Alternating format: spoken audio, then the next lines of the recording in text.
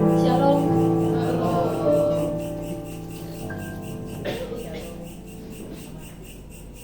Shalom. Gak ngantuk ya, semangat. Nah, coba senyumnya mana dulu, kasih salam sebelahnya. Jangan ngantuk, semangat. Haleluya, puji Tuhan. Renungannya tidak akan panjang kok saudara-saudara. Kalau panjang nanti lupa biasanya. Mari sama-sama kita buka di Ibrani, di surat Ibrani. Malam hari ini kita renungannya dari surat Ibrani pasal keempat ayat 1 sampai 13. Ibrani pasalnya yang keempat ayat 1 sampai 13. Kita baca bersama-sama. Waktu dibaca sekalian diperhatikan ya. Ibrani pasal keempat ayat 1 sampai 13. Yang ayat ganjil kamu wanita, yang ayat genap kamu pria. Sudah dapat semua? Sudah. Mari kita baca bersama-sama.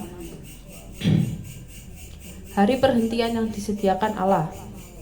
Sebab itu, baiklah kita waspada, supaya jangan ada seorang di antara kamu yang dianggap ketinggalan.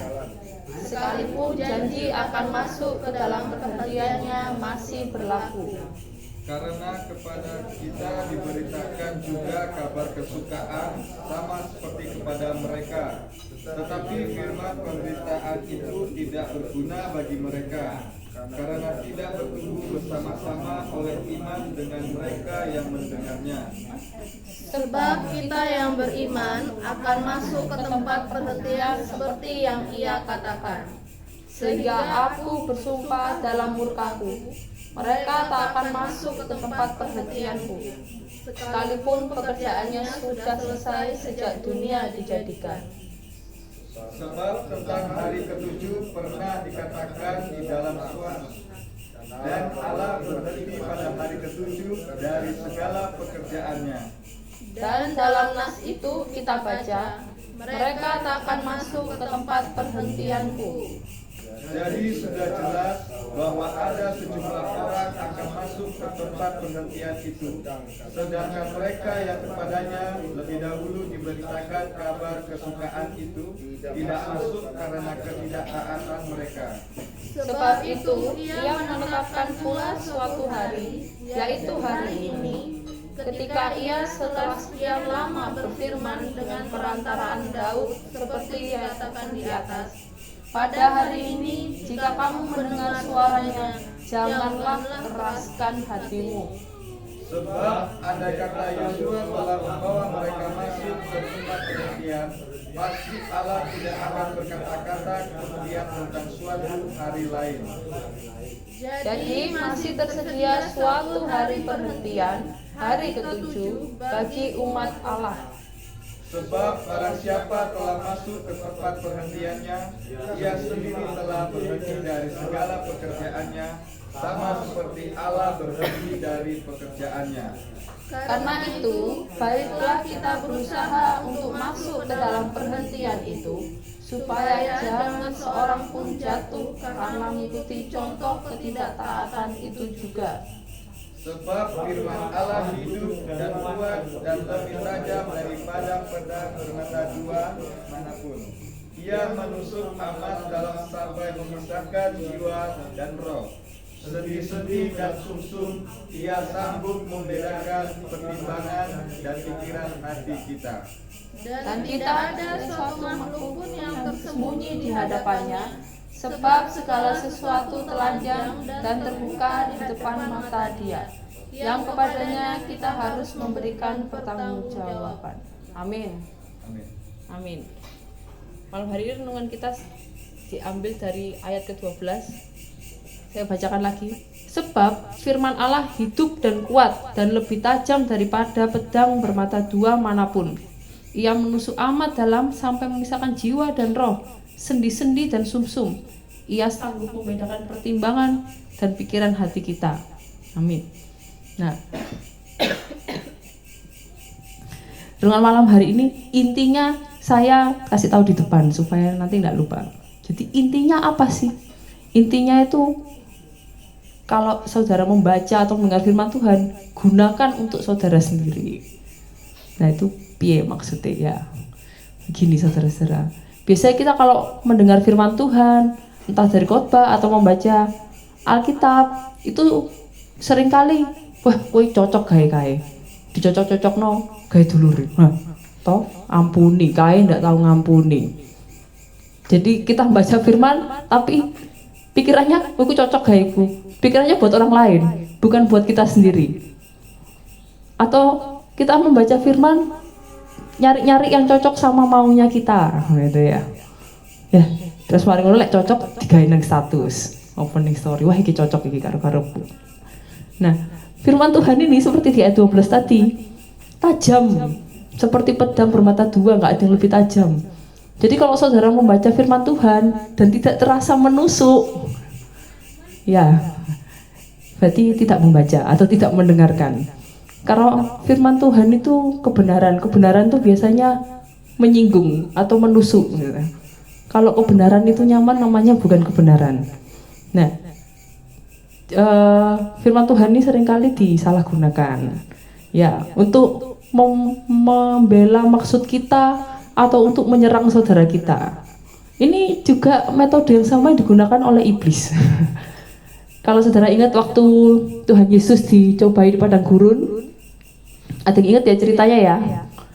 Nah, itu iblis tuh pakai ayat firman Tuhan untuk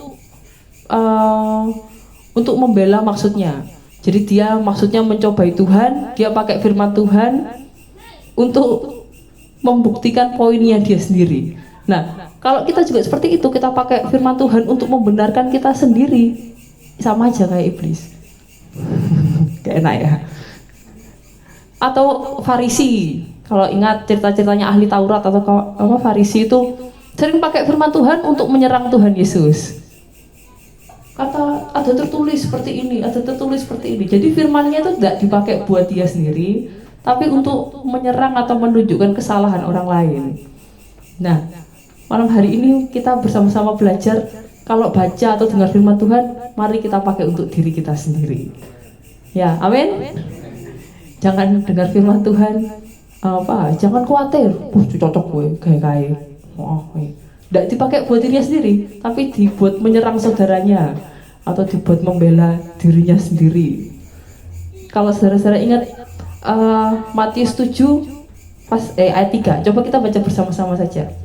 Mari kita buka di Matius 7, Matius pasal 7 ayat yang ketiga.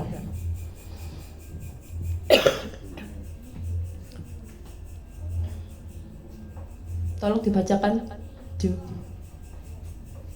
Matius 7 ayat 3. Mengapakah engkau melihat selumbar di mata saudaramu, sedangkan balok di dalam matamu tidak engkau ketahui? Amin. Amin. Nah, itu Tuhan Yesus berkata seperti itu. Biasanya ayat ini malah dipakai buat nyerang saudara kita. Lah kae mata didelok dhewe salahne nyalah-nyalahne aku. Jadi Tuhan bilang, lihat dulu balok di matamu, baru lihat selumbar di orang lain. Tapi kita pakai ayat ini malah biasanya buat nyalahno orang. Udah dewe gak harus salah kok ate nyalahno aku. Ya. Nah, hari ini kita semua diingatkan, termasuk saya juga. Firman Tuhan itu dipakai untuk diri kita sendiri. Jadi kalau firman Allah itu hidup dan benar, itu pasti menusuk ego kita. Kalau firman Allah itu tidak menusuk ego kita, kita berarti tidak bertumbuh. Seperti tadi di ayat 3, kalau tidak bertumbuh, tidak dapat ke tempat perhentian. Jadi imannya harus bertumbuh dengan cara seperti itu. Anggap saja seperti ini, bisul ya. Nah, firman Tuhan ini pisau buat nusuk, untuk mengeluarkan bisul, yaitu ego kita, gengsi kita, pendapat kita, sombong-sombongnya kita. Itu memang sakit ya, buat dikeluarkan pakai pisau itu. Tapi habis itu lega. Kan sering kita bilang, tapi firman Tuhan itu kan biar damai, Mbak. Baca firman Tuhan itu mendatangkan kedamaian. Ya, betul sekali. Mari kita buka di Ibrani pasal 11. Ibrani pasal 11 ayat 11 sampai 12. Oh, bukan. Mohon maaf. Oh, Ibrani pasal 12 ayat 11 sampai 12. Ibrani pasal 12 ayat 11 sampai 12. Saya bacakan. Mari kita dengarkan. Memang tiap-tiap ganjaran pada waktu ia diberikan tidak mendatangkan sukacita, tetapi duka cita.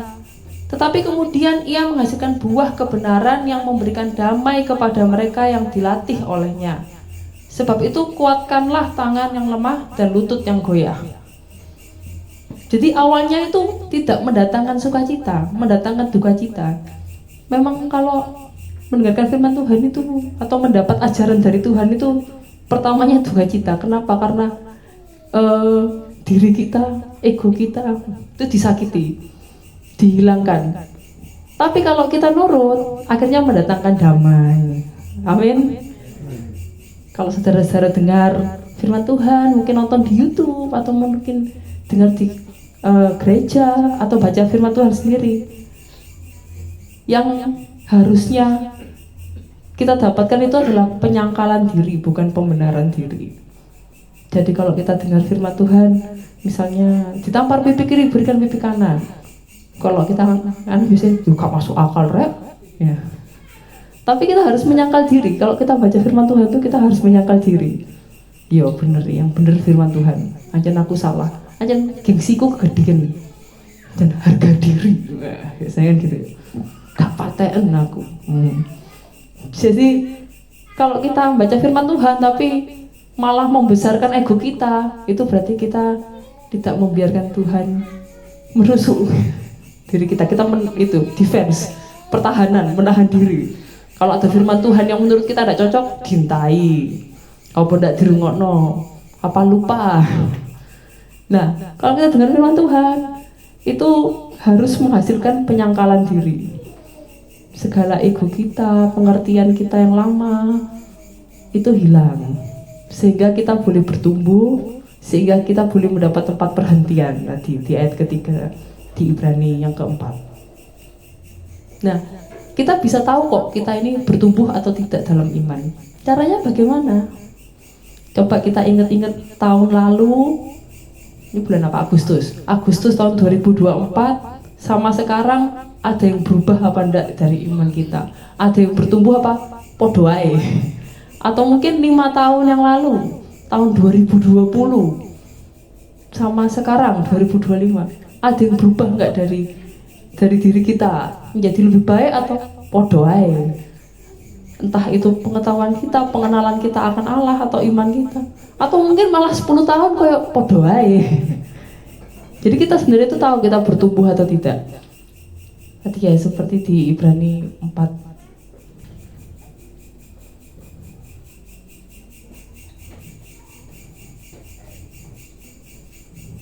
Ayat yang kedua saya bacakan.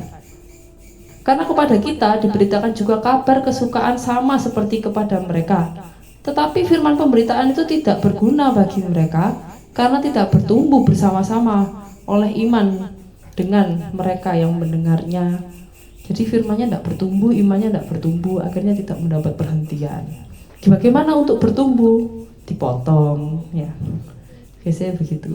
Rantingnya supaya menghasilkan buah, supaya bertumbuh, diresik, ya, dipotong. Yang dipotong itu apa? Itu tadi ego kita, keakuan kita, sok taunya kita, gengsi-gengsi, harga diri dan segala macam. Jadi kalau kita mendengarkan firman Tuhan, ayo dipakai buat diri sendiri, jangan dibuat nyerang saudaranya atau dibuat membela poin-poin kita sendiri. Karena iblis pun melakukan demikian, atau Farisi pun melakukan demikian. Mereka menyerang Tuhan Yesus pakai firman. Jadi dan kali kita mendengarkan firman Tuhan, kita harus meresponnya dengan penyangkalan diri. Iya, itu yang benar, firman yang benar, saya yang salah. Firman yang benar, pengertian saya ini salah. firman yang benar, ego saya ini harus hilang. Jadi mari kita gunakan firman Tuhan itu untuk diri kita sendiri. Amin saudara-saudara. Itu nanti kalau ganjaran yang pertamanya duka cita itu tadi, pasti hasilnya damai. Kalau kita mengeraskan hati kita dan kita tidak mau firman Tuhan itu menusuk kita, itu kepuasannya cuma sementara. Besok-besoknya kayak orang bingung lagi, kayak orang tidak jelas lagi, peteng. Bahasanya kayak gitu. Jadi di awal memang tidak enak, kayak kita ditegur atau diberi ganjaran pada Tuhan, dan susah sekali ya. Tapi habis itu kita pasti damai. Amin. Amin. Siapa mau mendapat tempat perhentian sama seperti Tuhan? Haleluya, puji Tuhan. Mari kita bertumbuh bersama-sama. Mari kita mau dibersihkan, dipotong segala gengsi-gengsi, ego-ego kita, sok tahu kita, atau kita mendengarkan firman Tuhan terus dientai karena menurut kita tidak masuk akal, itu kita hilangkan. Kita harus mengakui, kita harus menyangkal diri, mengakui firman Tuhan yang benar, kita yang salah, kita sangkal diri. Amin.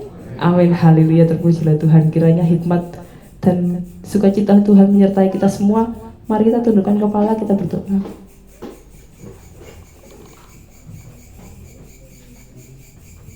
Bapa kami yang bertata di dalam kerajaan surga, kami sungguh mengucap syukur pada malam hari ini karena Engkau telah berbicara dan kami telah mendengar.